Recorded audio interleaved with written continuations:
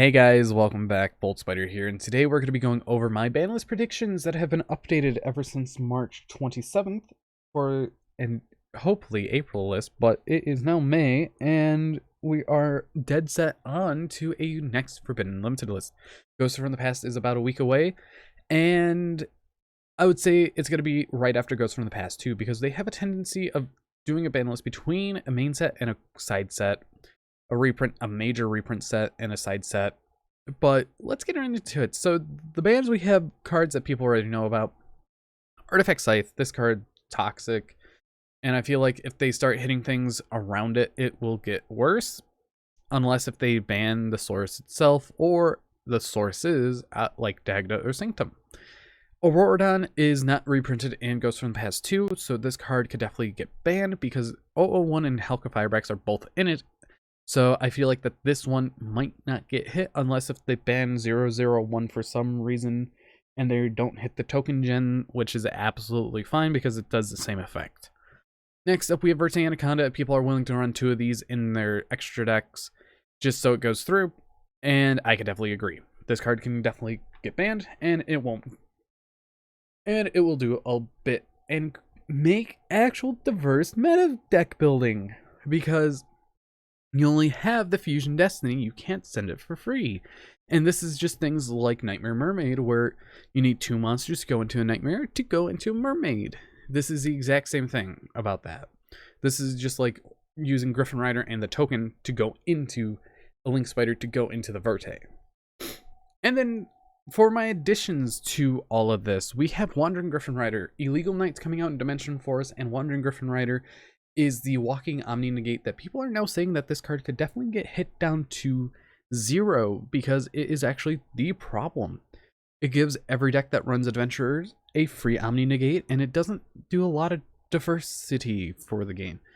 Having this as a Omni Negate for really any deck that uses it to synchro up into another Omni Negate for free is kind of obnoxious, and also it recycles itself if you negate something, so that's kind of interesting. Next up, we have Prank Kids Meow Meow Mew. Prank Kids can just die, please. Meow Meow Mew is at 1 right now, and if they kill this card, Prank Kid's not going to be around anymore because their 1-card starter is gone, and we've had many 1-card starters get banned in the past, and this is just the next 1-card starter. Now for my limits. Blaster, 2-for-1 destruction that only things like Salamangreat might play it or Volcanics will play it. It's another option that you can run in Dragon Maid to get your big dragons in the graveyard, but other than that, Blaster's not doing anything.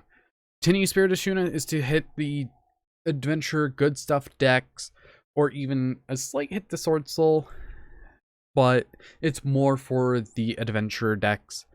And Ashuna, all the Tinnies just got reprinted in Ultra Rare, so it could be possible, but we'll have to see on that. Orcus Tarpor, I am a person that thinks this card could still go to 1, and it's not going to do anything. Because Orcus just got power crept so hard that really they can't use a lot of things today that we have outside of things like Verte into Fusion Destiny, or even something like Adventurers, because they have a few too many normal summons. And they don't even have a Nightmare Mermaid anymore, so they can't do a lot of the things that they used to do. Now, this deck alone still doesn't do anything. I think it only has like 3 tops within the past 2 years, so there's that. And Fusion Destiny 2-1 because it's a fair trade-off.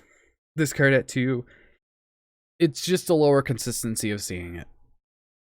Also, we do have the lovely Tellarknight Ptolemaeus down here. And this card's not going to see play because it's too much resources to either turn skip, which takes 7 materials, or you just summon out a Omni Negate that's Cyber Dragon Infinity, or on your opponent's turn, a Constellar Ptolemaeus, or Pleiades. But other than that, this card's not that good anymore, and it could come back to 2. It could go back to 3. In all honesty, I think Tellarknights are the only deck that's going to use this card. Even though we have Dark Tellarknight, Dark Tellarknight? Yeah, we have Balamis. We have this as a replacement, But Ptolemaeus, yeah, I think that could definitely come off the list. Now, my new additions to this. We have Tidal Dragon Rulers of the Waterfall. This is a 2-for-1 Foolish Burial for water decks. Mermails are bad. Water Enchantress is a water, but I'm banning Griffin Rider. Griffin Rider's a 7, but you can't do Tomahawk plays. So I feel like that it's time for the rest of the Dragon Rulers to come off to 1. Because I feel like that they've aged poorly throughout the years and has seen so many metas where they could have come back to give utility, because all I see the Dragon Rulers, and Redox is on here too, all I see that the Dragon Rulers nowadays, they're just utility cards. Just like things like Foolish Burial or even Dragon Ravine. Those are utility cards. And other utility cards that are currently at 1 as well. But I feel like that these could just come off. These 3 could just come off, no problem. And people will say, no, they can't.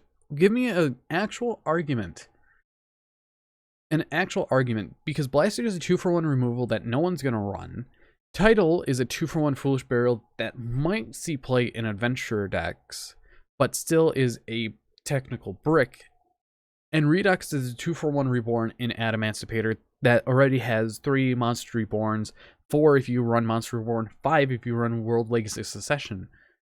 And Adamantipator Science is just a better Redux because it's a Monster Reborn, and it stacks your decks for your tuners. So, Rocks could play this. This is just a worse Block Dragon.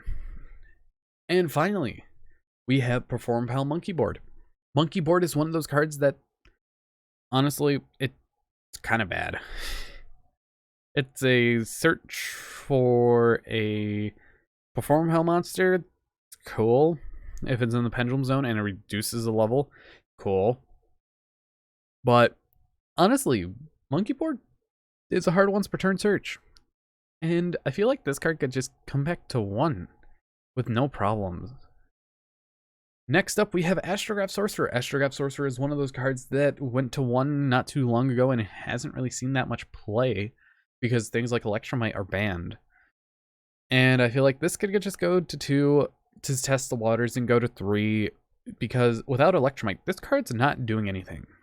That's pretty much how it is. Then we have Divine Winds of the Mist Valley. This card went to 2 in the OCG. It hasn't been doing anything. This doesn't do anything. I can't think of a deck right now that would play it outside of a Harpy Lady. And that's it. Another useless card that's currently limited being Draco Face-Off. Put it to 2 first, then put it to 3. This card's not going to do anything. You could even put it to 3 for all I care and it won't do anything. Lunalight Tiger. Lunalights really haven't been doing anything, so you could put this to 3 no problem. Serpent of Endymion can be put to 3 or even 2. Like, these are just cards going through the Konami logic, going from 1 to 2 to 3. Serpent and Endymion, not really doing anything. And honestly, I don't think Endymions will do anything with this going to 2. Sure, it's going to bring a little pendulum hype, but other than that, it's not going to do much. And then we have Trishula Dragonite Berry. No one's gonna squeeze out the room just to run 2 Trish. That's back in 2015, and people are still scared of Trishula. That's saying a lot. They're still scared of Dragon Lures, which were 9 years ago. And Tempest came off, everyone was happy. And it fell off fast. Dragon Link, they're not running it anymore. You have to run Dragoonity Dragon Link to run Tempest. And that's the utility right there of Tempest. But we have a lot of cards that we're afraid of. And I feel like that people should just take a step back and look at what it can do and it can't do. Trishula, sure. You need 3 materials for it. 2 tuners, or 1 tuner, 2 or more non-tuners. And nowadays, people just like the 1 tuner, 1 or more non-tuners than 2 tuners, or 2 plus non-tuners. Next up, we have Beatrice. The only deck I see this being played in is Virtual World. And by banning Scythe, that solves one problem. That is legit how I think about that. And then we have Mirage Dahlia. Mirage Dahlia, they could go to 3. Might as well just put this as 3, because Salmon Great will only run 1. And it doesn't matter. This was the one unwarranted hit from the 2020 January Forbidden Unlimited list, so there's that. And now, on to the Unlimits. We have Night Assailant. This is getting errata. It says, accept Night Assailant in the text now. Accept this card. We have A Hero Lives, Selman Great Circle, Scapegoat, and Why Are You Still on the List? Wall of Revealing Light is still on this list because Konami's just afraid of what it does. But this has been my updated Forbidden and Limited list prediction. If you guys did enjoy, hit that like button down below, and if you want to see more, please subscribe for future content as I upload it every day at 1 p.m. Eastern Standard Time. But anyways, see you guys in the next video. Also hit that bell to get notified whenever I upload it. But anyways, goodbye.